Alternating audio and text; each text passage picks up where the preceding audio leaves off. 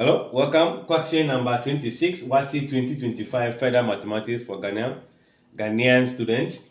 We are to find the limit as x is approaching 1 of x squared minus 1x divided by x squared minus what? 6x plus 5. Here, we are only going to do first off substitution of the x to be equals to 1. So 1 squared minus 1, 0. 1 squared, 1.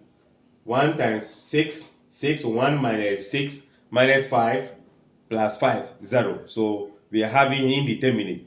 So we are going to simplify the numerator and the denominator in order to get a common factor. So we have the lim x approaching 1 of x squared minus 1, x squared minus what?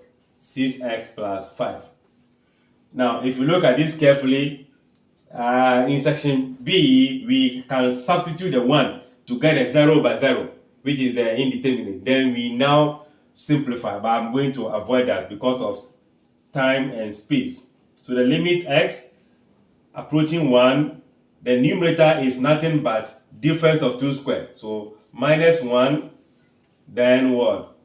Plus 1.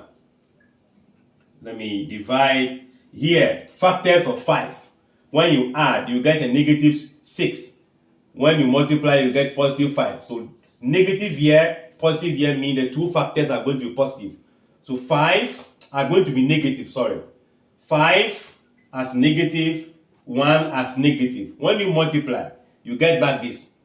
When you add, you get this. So I'm going to have my factors here to be the x minus what? 1.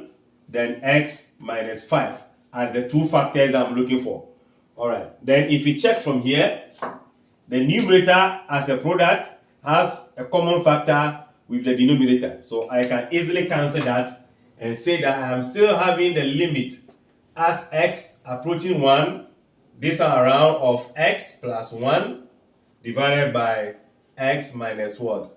5. So now I can do my substitution, right?